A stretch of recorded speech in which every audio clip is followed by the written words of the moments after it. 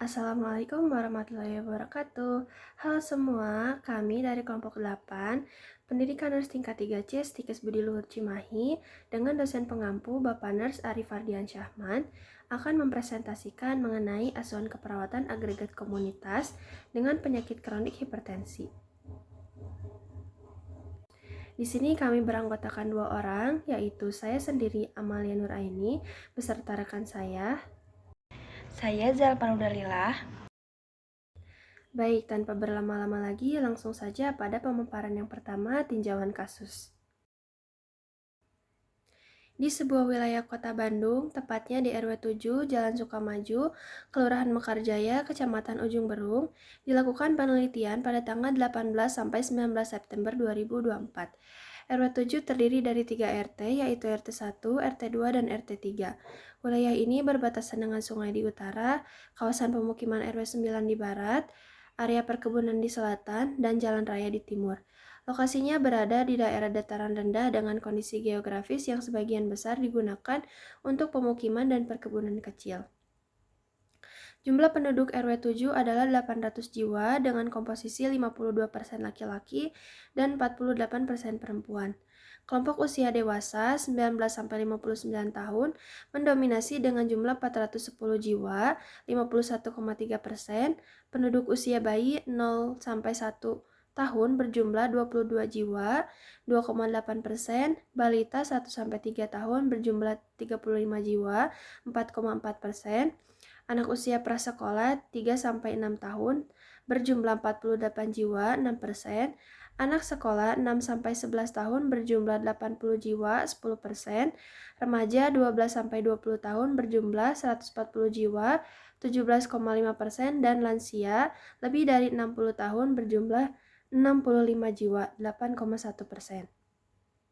Tingkat pendidikan penduduk RW 7 menunjukkan bahwa sebagian besar warga hanya menyelesaikan pendidikan di tingkat SD, yaitu sebanyak 290 jiwa, 36,3%. Penduduk yang belum bersekolah sebanyak 75 jiwa, 9,4%, lulusan TK sebanyak 15 jiwa, 1,9%, lulusan SMP sebanyak 210 jiwa, 26,3%, lulusan SMA sebanyak 160 jiwa, 20%, lulusan D1, D2, D3 berjumlah 10 jiwa, 1,3%, dan lulusan perguruan tinggi sebanyak 5 jiwa, 0,6%. Mata pencaharian penduduk RW 7 bervariasi, dengan pelajar atau mahasiswa sebanyak 200 jiwa, 25%, ibu rumah tangga 180 jiwa, 22,5%, karyawan swasta 95 jiwa, 11,9%, dan wira swasta 45 jiwa, 5,6%. Terdapat 90 jiwa, 11,3% yang belum bekerja, 85 jiwa, 10,6% bekerja sebagai buruh, dan 70 jiwa, 8,8% tidak bekerja. PNS dan anggota TNI atau Polri berjumlah 7 jiwa, 0,9%, petani 5 jiwa, 0,6%, guru 3 jiwa, 0,4%, dan pensiunan sebanyak 2 jiwa, 0,3%. Mayoritas warga RW 7 beragama Islam dan sebagian besar berasal dari suku Sunda. RW ini terdiri dari 230 kepala keluarga dan sebagian besar penduduknya atau 70% tinggal di rumah milik sendiri. Sementara sebagian kecil lainnya tinggal di rumah sewa atau menumpang. Kondisi rumah sebagian besar adalah bangunan permanen dengan lantai keramik atau semen. Selama 3 bulan terakhir, sebagian besar warga berada dalam kondisi sehat, namun ada beberapa kasus penyakit. Terdapat 3 balita yang menderita ISPA dan diare, serta lansia dengan penyakit stroke. Ada juga 2 kasus kanker, yaitu seorang wanita berusia 50 tahun dengan kanker serviks dan seorang wanita berusia 42 tahun dengan kanker payudara. Kedua pasien tersebut dirawat di rumah dan keluarganya cenderung percaya bahwa penyakit ini disebabkan oleh faktor non-medis seperti pengaruh mistis. Mereka hanya menggunakan obat-obatan dari warung dan tidak mendapatkan penanganan medis yang optimal. Penduduk yang sakit biasanya berobat ke puskesmas atau melalui layanan mantri dan bidan praktik. Dalam 3 bulan terakhir, tercatat bahwa ada 2 warga lansia yang meninggal akibat penyakit kronis dan 1 warga yang meninggal karena kecelakaan lalu lintas. Hasil pendataan menunjukkan bahwa di RW 7, penyakit yang paling sering diderita oleh lansia adalah hipertensi, 55%, sedangkan 20% lansia tidak memiliki masalah kesehatan. Sekitar 60% lansia mengalami kekurangan asupan makanan, terutama akibat faktor penyakit dan kondisi fisik seperti kehilangan gigi. Lansia dengan IMT tinggi mencapai 40%, sedangkan yang memiliki IMT rendah mencapai 60%. Dalam hal aktivitas harian, sebagian besar lansia tidak lagi bekerja secara aktif. Hanya sekitar 20% lansia yang masih bekerja sebagai petani atau melakukan pekerjaan ringan seperti mengajar di musola atau membantu pekerjaan rumah tangga. Sebagian besar waktu luang lansia, 35% dihabiskan untuk mengikuti kegiatan pengajian atau pertemuan warga. Mayoritas lansia di RW 7, 95% mandiri dalam aktivitas harian mereka, meskipun ada beberapa yang memerlukan bantuan karena kondisi fisik yang melemah atau penyakit.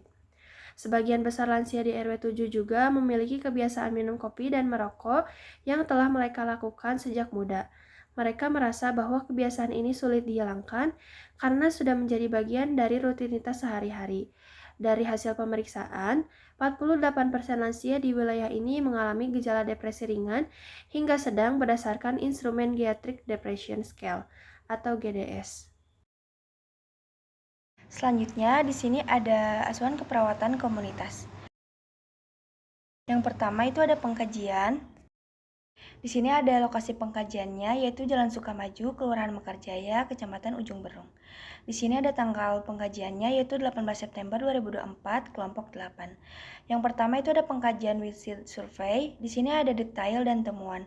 Untuk yang pertama itu ada tipe perkampungan atau pedesaan. Untuk temuannya, tipe perkampungan cukup padat penduduk. Yang kedua itu ada lingkungan tempat tinggal. Untuk temuannya, lingkungan tempat tinggal terlihat jarak WC dengan sumber air sebagian besar berdekatan dan terawat. Pembuangan air, limbah sebagian besar dialirkan ke TCPM dan kondisinya terbuka. Tempat penampungan air dilakukan pengurasan setiap hari dengan kondisi air baik.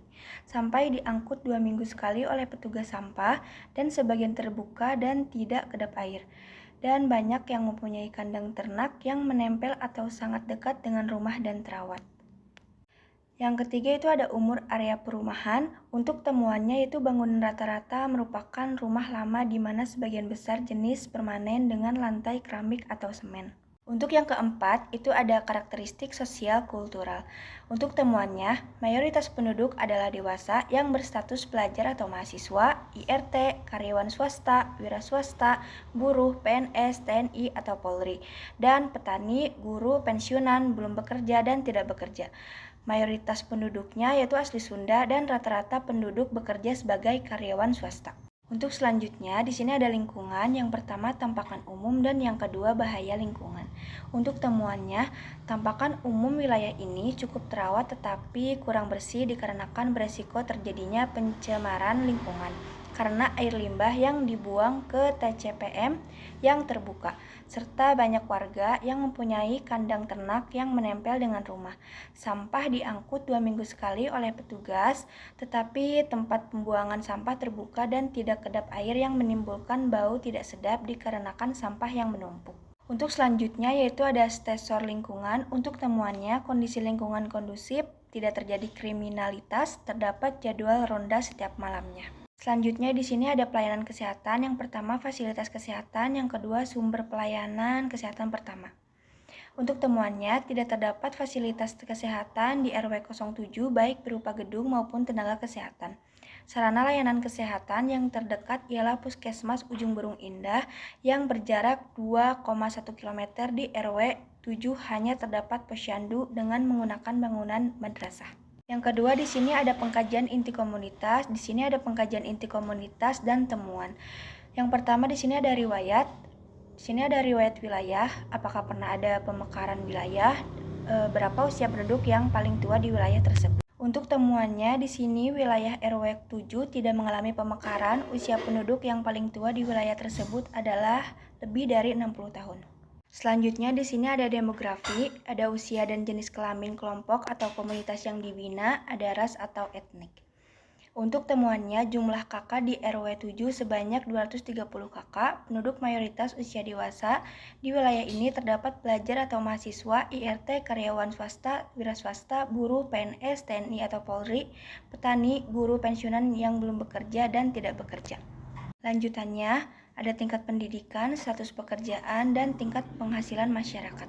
Selanjutnya di sini ada statistik vital, ada angka prevalensi masalah kesehatan di komunitas, ada angka kesakitan dan angka kematian dalam 2 tahun terakhir. Untuk temuannya, masalah kesehatan yang muncul di wilayah ini adalah hipertensi, diare, ISPA, DBD, dan stroke. Berdasarkan hasil wawancara di lapangan, terdapat kebiasaan tidak sehat yang dilakukan sebagian kecil warga adalah merokok pada remaja, asupan makanan yang kurang karena faktor kehilangan gigi pada lansia, serta kebiasaan minum kopi dan merokok pada dewasa dan lanjut usia. Angka kematian terakhir yaitu ada 3 orang yang meninggal, 2 karena penyakit kronis dan 1 karena kecelakaan lalu lintas. Selanjutnya di sini ada nilai dan kepercayaan, latar belakang budaya yang mempengaruhi perilaku masyarakat, agama, bangunan tempat ibadah, keyakinan terdapat suatu penyakit, kepercayaan masyarakat tentang penyakit dan kesehatan.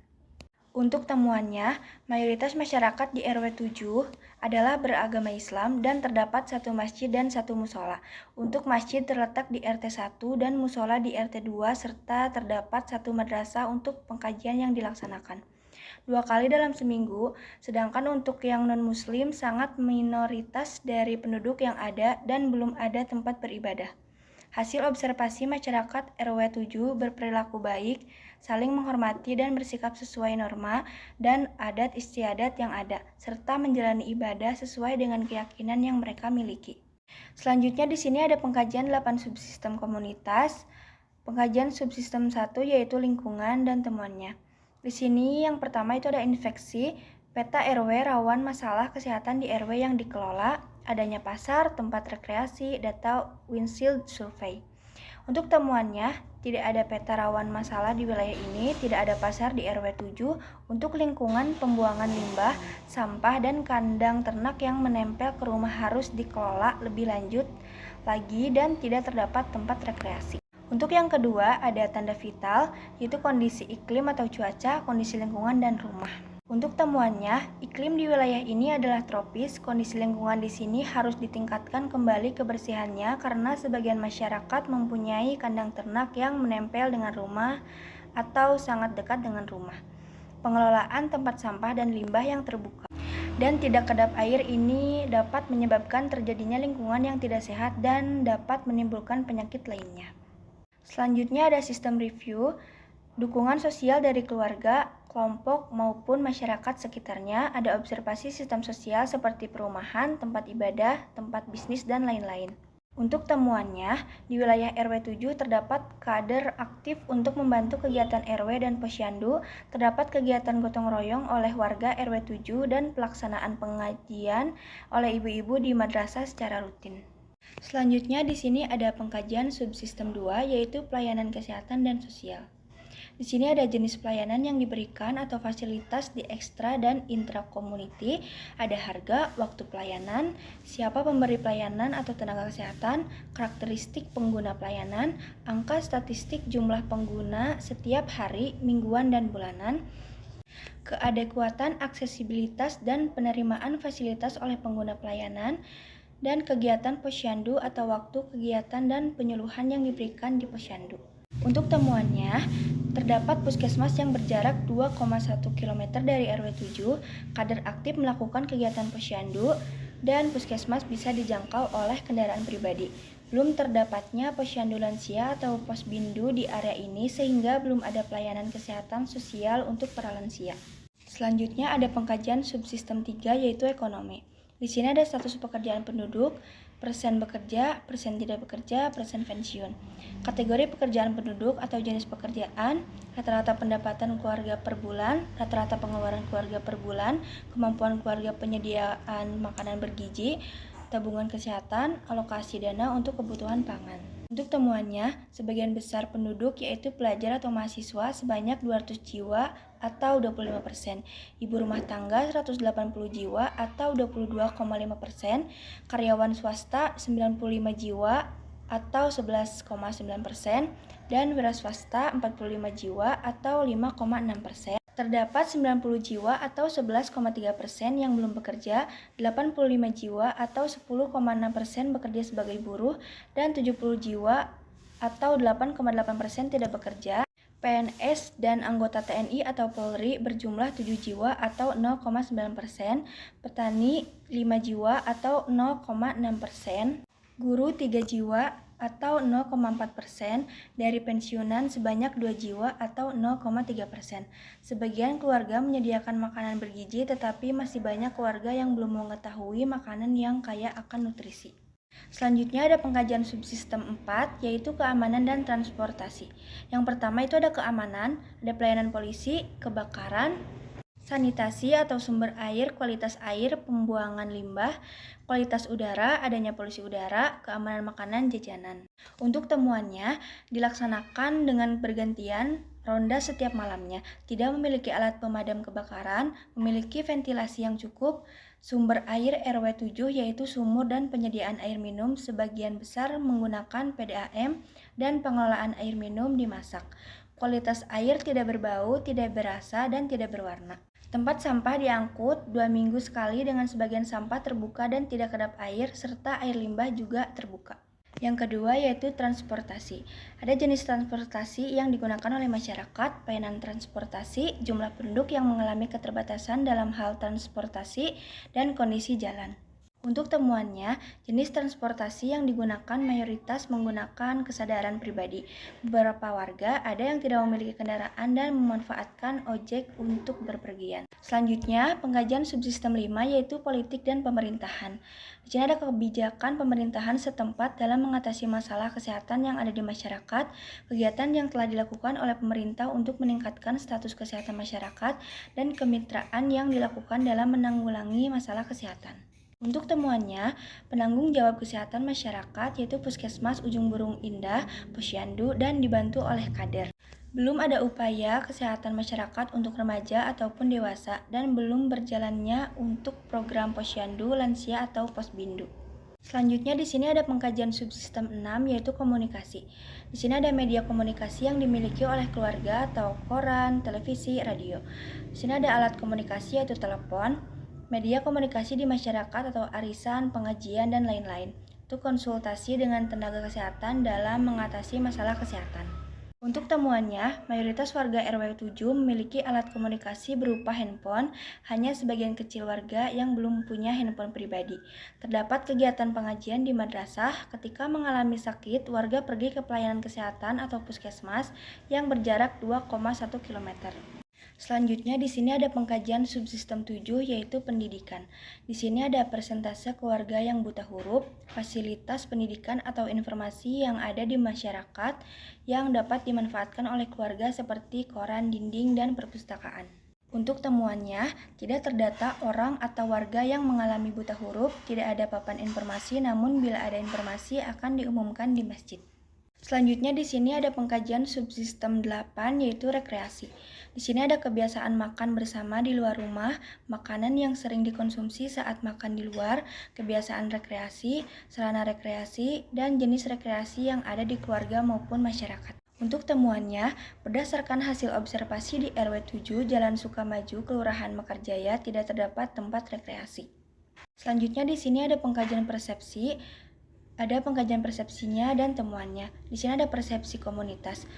Tanyakan ke beberapa orang dengan berbagai usia yang berbeda, misal remaja, lansia, pekerja, tokoh masyarakat, dan lain-lain. Bagaimana pendapat masyarakat mengenai komunitas, kekuatan yang dimiliki komunitas, adakah masalah yang dimiliki komunitas? Selanjutnya ada persepsi perawat, pernyataan umum mengenai kondisi kesehatan di komunitas, kekuatan komunitas, apa masalah dan potensial masalah di komunitas yang dapat diidentifikasi oleh perawat.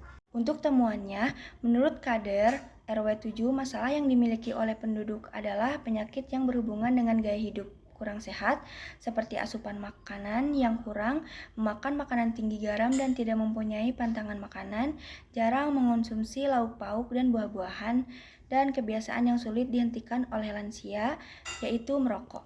Kekuatan yang dimiliki masyarakat adalah kegiatan yang sifatnya kebersamaan seperti kerja bakti atau gotong royong dan pengajian rutin. Kondisi kesehatan di RW 7 yaitu kurangnya pengetahuan masyarakat tentang penyakit yang diderita.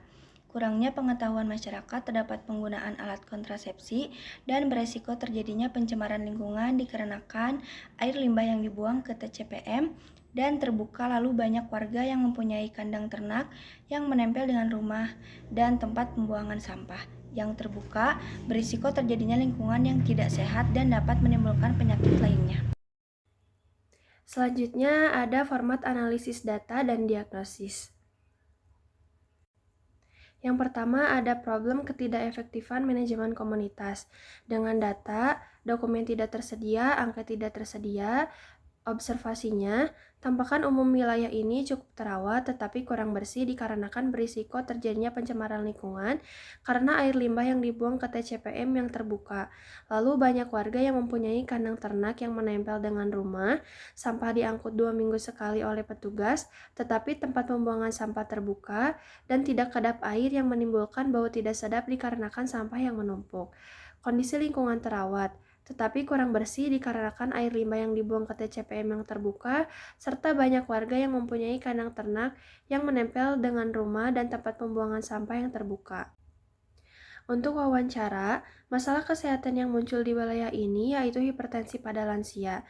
Dari hasil wawancara di lapangan, terdapat kebiasaan warga yang berkaitan dengan hipertensi, yaitu kebiasaan makan makanan yang beriodium, kebiasaan minum kopi, kebiasaan merokok, dan asupan makanan yang kurang. Sebagian besar warga mengatakan gemar makan makanan yang asin atau beriodium, sebagian kecil remaja merokok, dan lansia yang sudah terbiasa dengan merokok dan meminum kopi, dan kurangnya asupan makanan.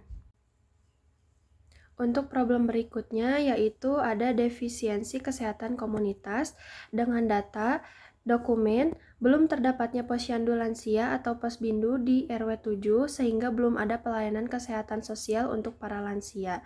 Untuk angket tidak tersedia, observasinya tidak terdapat fasilitas kesehatan di RW 7 baik berupa gedung maupun tenaga kesehatan. Sarana layanan kesehatan yang terdekat ialah puskesmas Ujung Berung Indah yang berjarak 2,1 km.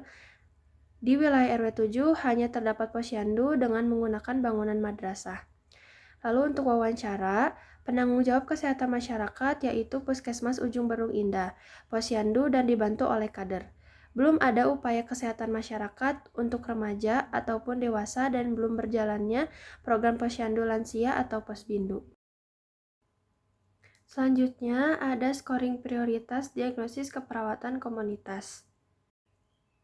Yang pertama ada diagnosa ketidakefektifan manajemen komunitas dengan A3, B4, C4, D5, E3, F4, G3, H2, I3, J3, K2, dan L3 dengan total 37 dan merupakan prioritas pertama.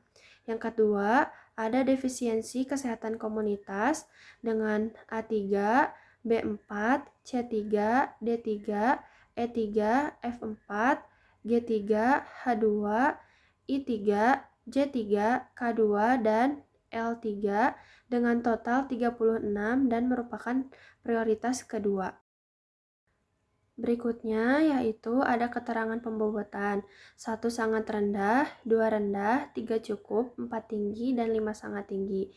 Dengan A, sesuai dengan peran perawat komunitas, B, risiko terjadi, C, risiko keparahan, D, potensial untuk penkes, E, minat masyarakat, F, kemungkinan diatasi, G, sesuai dengan program pemerintah, H, tempat, I, waktu, J, dana, K, fasilitas kesehatan, dan L, sumber daya. Berikutnya ada perencanaan. Yang pertama ada perencanaan untuk diagnosa ketidakefektifan manajemen komunitas. Untuk kriteria hasilnya yaitu preventif primer NOK, pengetahuan, manajemen hipertensi. Yang pertama ada memahami terkait konsep hipertensi, faktor penyebab dan faktor risiko, tanda dan gejala, manajemen pengobatan farmakologi dan non-farmakologi, komplikasi, pencegahan hipertensi. Target pengetahuan 80%. Selanjutnya ada intervensi, preventif primer, NIK, pengajaran, proses penyakit. Yang pertama, pendidikan kesehatan keluarga dan komunitas, mengkaji pengetahuan klien tentang konsep hipertensi meliputi faktor penyebab dan faktor risiko hipertensi. Untuk rasionalnya, intervensi ini bertujuan meningkatkan pengetahuan klien tentang hipertensi agar mereka dapat mengelola penyakit dan mencegah komplikasi. Mengkaji pengetahuan awal dan memberikan informasi yang tepat, membantu klien memahami pengobatan dan pencegahan, sementara evaluasi memastikan pemahaman yang efektif. Lalu ada lanjutan intervensinya, mengkaji pengetahuan klien tentang tanda dan gejala hipertensi, komplikasi hipertensi, manajemen pengobatan farmakologi dan non-farmakologi hipertensi, komplikasi hipertensi, pencegahan hipertensi, senam hipertensi, dan berikan informasi mengenai hipertensi, lalu lakukan evaluasi terhadap pengetahuan klien tentang konsep hipertensi. Lalu di sini ada kriteria hasil preventif sekunder dengan no kontrol risiko penderita hipertensi. Yang pertama ada setuju untuk berpartisipasi dalam pemeriksaan tekanan darah, target sikap sebesar 80%. Yang kedua ada mengikuti pemeriksaan tekanan darah rutin untuk monitoring kesehatan, target perilaku kehadiran sebesar 60%. Lalu ada intervensinya, preventif sekunder NIK. Yang pertama ada pemeriksaan kesehatan keluarga, screening dan konseling. Yang kedua lakukan pemeriksaan kesehatan keluarga seperti pengukuran IMT dan tekanan darah. Yang ketiga lakukan konseling mengenai hasil pemeriksaan kesehatan. Yang keempat memonitor hasil pengukuran IMT dan tekanan darah tiap kunjungan ke keluarga. Dan yang kelima ada menganjurkan untuk melakukan pemeriksaan rutin ke tenaga kesehatan. Untuk rasional intervensi ini bertujuan mengidentifikasi risiko kesehatan secara dini melalui pemeriksaan dan konseling, mencegah komplikasi, serta memastikan kontrol risiko berkelanjutan. Anjuran untuk pemeriksaan rutin mendukung deteksi dan penanganan tepat waktu. Selanjutnya ada kriteria hasil NOK perilaku patuh manajemen hipertensi, yaitu konseling manajemen hipertensi, target kehadiran perilaku 60%. Lalu ada intervensinya, NIK dukungan pengambilan keputusan.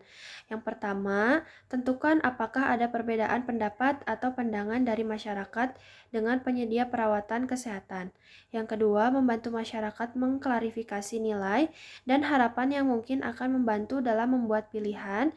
Yang ketiga, membantu masyarakat mengidentifikasi keuntungan untuk mengikuti screening dan konseling tekanan darah maupun manajemen hipertensi. Yang keempat, memberikan informasi sesuai dengan permintaan masyarakat terkait screening dan konseling tekanan darah ataupun manajemen hipertensi.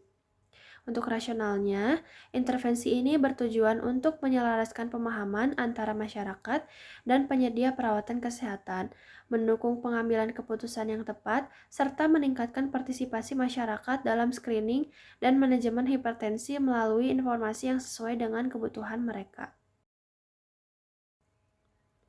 Selanjutnya ada kriteria hasil NOK pengetahuan manajemen hipertensi, memahami terkait konsep hipertensi, faktor penyebab dan faktor risiko, tanda dan gejala, manajemen pengobatan farmakologi dan non-farmakologi, komplikasi, pencegahan hipertensi dengan target pengetahuan 80%.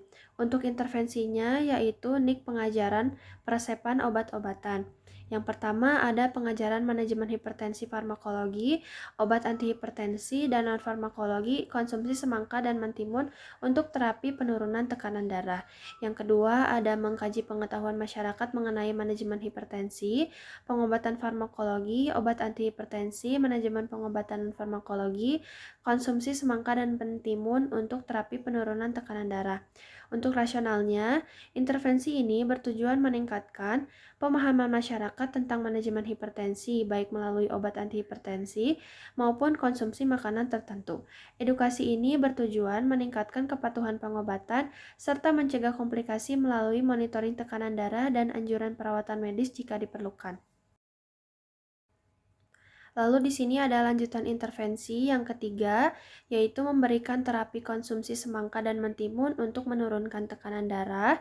Yang keempat, ada melakukan evaluasi mengenai kepatuhan mengikuti manajemen hipertensi farmakologi, obat antihipertensi dan non-farmakologi, konsumsi semangka dan mentimun untuk terapi penurunan tekanan darah.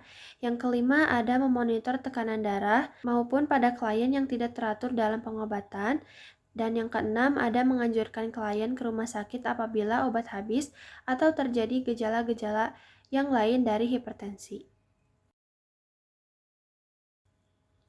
Selanjutnya di sini ada kriteria hasil preventif tersier, yaitu NOK perilaku patuh.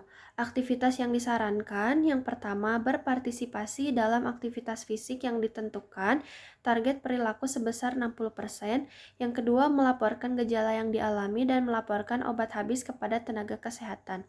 Untuk intervensinya ada NIK pengajaran peresepan diet, yang pertama pengajaran diet DASH, yang kedua mengajari pengetahuan masyarakat terkait diet DASH, yang ketiga memberikan informasi terkait diet DASH, yang keempat melakukan evaluasi terkait kepatuhan diet DASH, yang kelima memonitor tekanan darah peserta yang teratur maupun tidak teratur mengikuti diet DASH.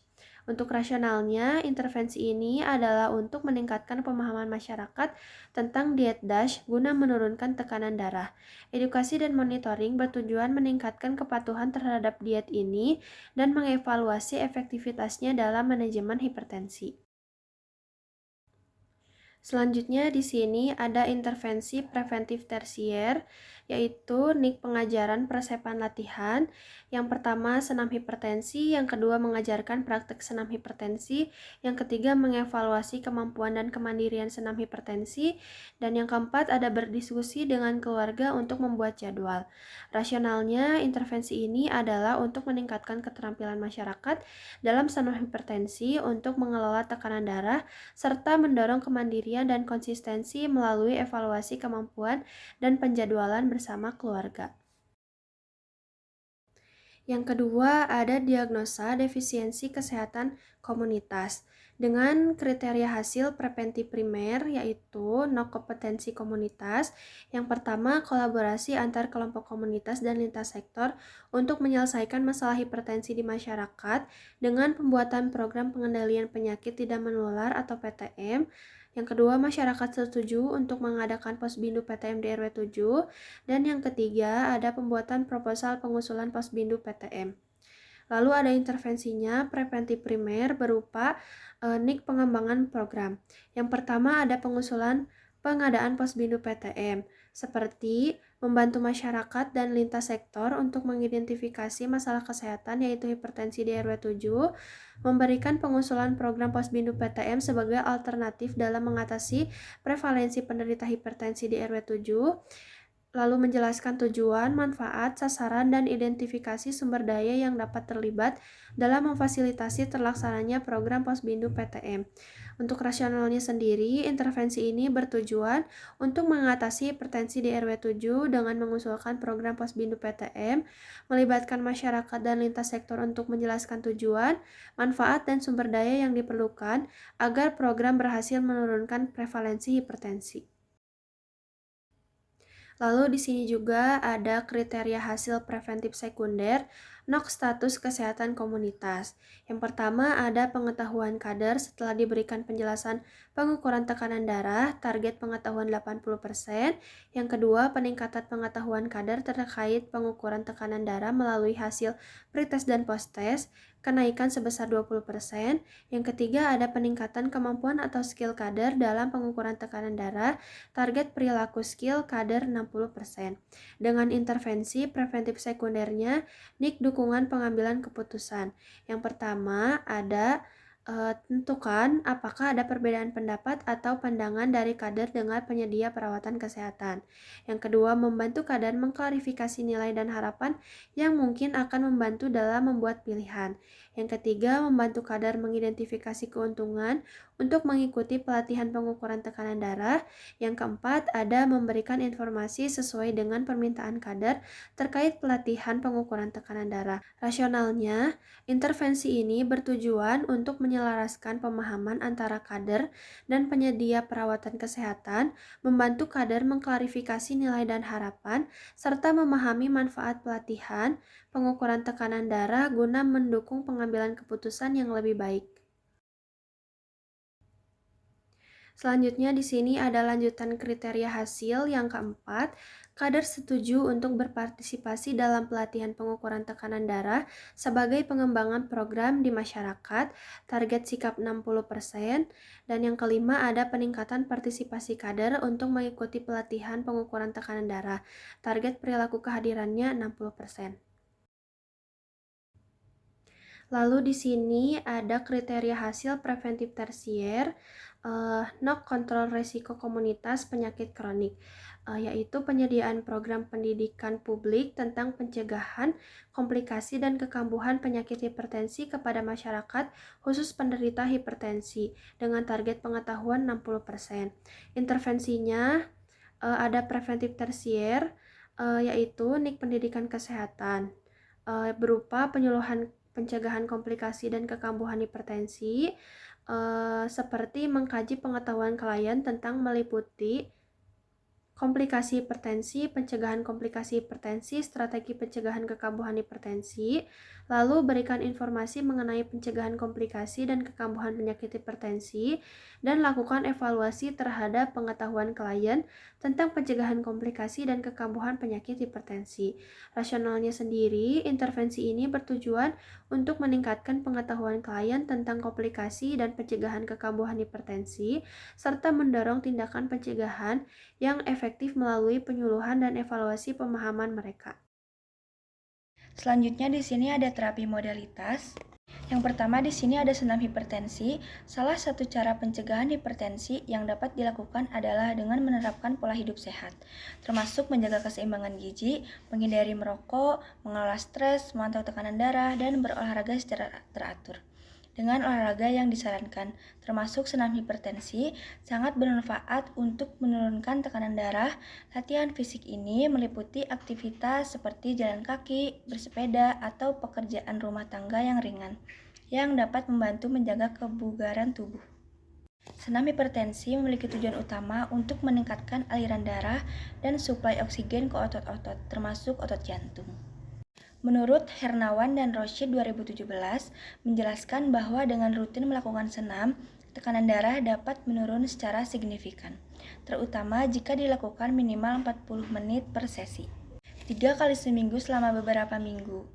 Penelitian terbaru pada lansia menunjukkan bahwa senam hipertensi dapat menurunkan tekanan sistolik hingga 22 mmHg dan tekanan diastolik hingga 3,4 mmHg. Setelah hanya 2 minggu latihan rutin. Ini menunjukkan bahwa senam hipertensi efektif sebagai metode terapi non-farmakologis untuk menurunkan tekanan darah secara alami. Selanjutnya di sini ada diet hipertensi dan konsumsi semangka dan mentimun untuk terapi penurunan tekanan darah. Hipertensi adalah kondisi medis yang mempengaruhi aliran darah, menyebabkan tekanan pada dinding pembuluh darah meningkat dan menghambat suplai oksigen serta nutrisi ke jaringan tubuh. Tekanan darah yang terus-menerus tinggi dapat merusak pembuluh darah dan berbagai organ vital seperti jantung dan ginjal. Penderita hipertensi dapat ditangani dengan pendekatan farmakologis maupun non-farmakologis. Salah satu terapi non-farmakologis yang umum digunakan adalah terapi diet, seperti diet DASH, atau Dietary Approaches to Stop Hypertension. Program diet ini difokuskan pada pengurangan asupan natrium dan peningkatan konsumsi makanan kaya kalium, magnesium, serta serat dari sayuran dan buah-buahan, yang bertujuan untuk menurunkan tekanan darah. Asupan natrium yang disarankan kurang dari 1.500 mg per hari, sementara buah dan sayuran menjadi bagian penting dalam diet ini. Salah satu buah yang direkomendasikan adalah semangka yang tinggi kandungan kalium. Kalium membantu menetralkan efek natrium dalam tubuh sehingga dapat menurunkan tekanan darah. Penelitian terbaru menunjukkan konsumsi 250 gram semangka per hari dapat menurunkan tekanan darah sistolik hingga 17 mmHg dan diastolik hingga 13,2 mmHg setelah 4 hari. Selain semangka, mentimun juga dikenal memiliki efek diuretik alami yang membantu mengurangi retensi cairan yang pada gilirannya berkontribusi terdapat penurunan tekanan darah. Kedua makanan ini kaya akan air dan rendah kalori, sehingga sangat cocok sebagai bagian dari diet hipertensi yang menekankan pada konsumsi buah dan sayuran segar. Selanjutnya di sini ada peran dan fungsi perawat. Peran perawat komunitas mencakup berbagai aspek dalam memberikan pelayanan kesehatan yang komprehensif dan berkelanjutan kepada masyarakat. Berikut adalah beberapa peran penting yang dijalankan oleh perawat komunitas dalam menangani penyakit kronik seperti hipertensi. Yang pertama ada pemberi asuhan keperawatan atau care provider.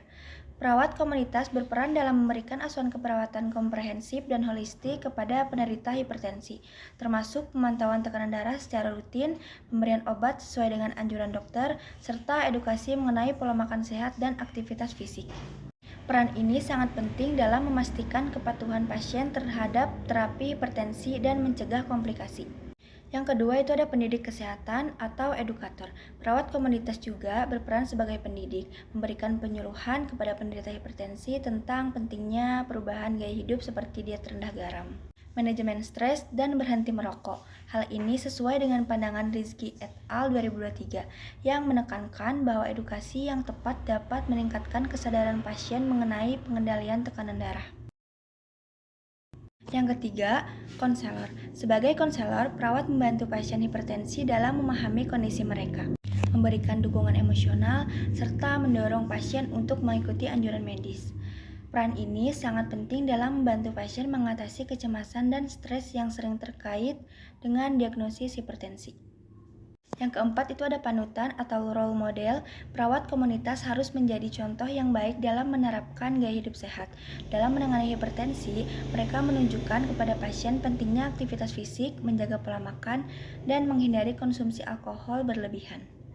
Hal ini didukung oleh penelitian dari Syahrini dan Hidayat 2024 yang menunjukkan bahwa peran perawat sebagai teladan meningkatkan motivasi pasien untuk mengikuti anjuran kesehatan. Yang kelima ada pembela atau advokat. Peran perawat sebagai pembela melibatkan advokasi untuk hak-hak pasien hipertensi, termasuk akses terhadap layanan kesehatan yang memadai dan obat-obatan yang terjangkau. Mardiana 2023 menegaskan bahwa peran advokasi ini penting untuk memastikan bahwa pasien mendapat perawatan yang sesuai dan tepat waktu. Yang keenam, ada manajer kasus atau case manager. Dalam perannya sebagai manajer kasus, perawat komunitas mengoordinasikan perawat yang dibutuhkan pasien hipertensi, seperti pemeriksaan rutin dan rujukan ke dokter spesialis jika diperlukan. Sari dan Pratama 2023 menyebutkan bahwa peran ini membantu mengurangi fragmentasi perawatan dan memastikan pasien mendapatkan penanganan yang terintegrasi. Yang ketujuh ada kolaborator. Perawat bekerja sama dengan tenaga medis lainnya termasuk dokter dan ahli gizi dalam menangani hipertensi. Kolaborasi ini memungkinkan perencanaan yang lebih baik untuk mengendalikan tekanan darah pasien. Berdasarkan penelitian Fitri et al. 2024, kolaborasi antar profesional sangat penting dalam meningkatkan hasil perawatan pasien hipertensi. Yang kedelapan itu ada penemu kasus. Perawat komunitas berperan dalam mendeteksi kasus-kasus hipertensi yang belum terdiagnosis melalui pemeriksaan tekanan darah di tingkat masyarakat. Peran ini menurut Handayani 2023 sangat penting dalam pencegahan dini komplikasi hipertensi dengan menemukan pasien yang berisiko tinggi. Yang kesembilan, perawat kesehatan sekolah di lingkungan sekolah. Perawat membantu dalam memantau tekanan darah pada anak-anak dan remaja yang mungkin menunjukkan tanda-tanda hipertensi, serta memberikan edukasi tentang pentingnya menjaga gaya hidup sehat sejak dini. Sumber dari Utami 2023 menyoroti pentingnya peran ini dalam pencegahan hipertensi jangka panjang. Yang ke-10, perawat kesehatan kerja di tempat kerja. Perawat berperan dalam memantau kesehatan bekerja yang mungkin beresiko hipertensi akibat stres kerja atau gaya hidup yang tidak sehat. Menurut Pandia dan Wicaksono 2024, perawat di bidang kesehatan kerja berperan penting dalam mengurangi risiko penyakit kardiovaskuler di kalangan pekerja melalui promosi kesehatan yang berfokus pada pencegahan hipertensi. Lalu di sini ada aspek legal etik perawat komunitas dalam agregat penyakit kronik hipertensi. Yang pertama ada beneficence atau berbuat baik. Perawat memiliki kewajiban untuk melakukan intervensi yang bermanfaat bagi pasien dengan hipertensi, seperti melakukan pemantauan tekanan darah secara berkala dan memberikan edukasi tentang manajemen penyakit. Menurut Rahmat et al. 2023, prinsip ini juga mencakup upaya pencegahan komplikasi hipertensi dengan memberikan informasi yang jelas dan mendukung perubahan gaya hidup pasien. Yang kedua ada veracity atau kejujuran. Kejujuran adalah hal yang penting dalam berkomunikasi dengan pasien. Perawat harus menyampaikan informasi terkait kondisi hipertensi pasien dengan transparan, termasuk risiko komplikasi jika tidak ditangani dengan baik. Setiawan dan Lestari 2024 menekankan bahwa komunikasi yang jujur memungkinkan pasien membuat keputusan yang lebih tepat terkait pengobatan mereka. Lalu yang ketiga ada justice atau keadilan. Perawat wajib memberikan pelayanan kesehatan yang setara tanpa membedakan status sosial, ekonomi, atau latar belakang etnis pasien. Dalam konteks hipertensi, ini berarti semua pasien baik dari kelompok ekonomi bawah maupun atas harus mendapatkan akses yang sama terhadap pemeriksaan dan pengobatan. Hal ini sejalan dengan pandangan Nugroho et al. 2024 yang menegaskan pentingnya kesetaraan dalam pelayanan kesehatan, terutama bagi penderita penyakit kronik seperti hipertensi.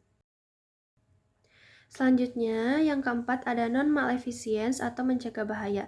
Perawat harus memastikan bahwa tindakan yang dilakukan tidak menimbulkan bahaya bagi pasien, baik secara fisik maupun psikologis. Dalam menangani hipertensi, perawat perlu memastikan bahwa terapi yang diberikan aman dan sesuai dengan standar. Sebagai contoh, memberikan edukasi yang salah atau menyesatkan mengenai penggunaan obat-obatan dapat berbahaya. Sesuai dengan pendapat Kurniawan 2023, non-maleficence harus diprioritaskan dalam setiap tindakan medis agar pasien tidak mengalami cedera atau dampak negatif. Yang kelima ada fidelity atau kesetiaan pada komitmen. Perawat harus memegang komitmen untuk menjaga rahasia medis pasien dan memastikan bahwa mereka mematuhi janji yang diberikan, seperti pemantauan tekanan darah secara rutin dan kunjungan berkala. Menurut Triono 2024, kesetiaan ini juga mencakup tanggung jawab perawat untuk selalu mendukung dan memprioritaskan kebutuhan pasien dalam rangka meningkatkan kesehatan dan kualitas hidup mereka. Baik, sekian yang dapat kami sampaikan. Kurang lebihnya mohon dimaafkan. Jika ada pertanyaan, boleh ditanyakan di kolom komentar. Wabillahi taufiq wal hidayah. Wassalamualaikum warahmatullahi wabarakatuh.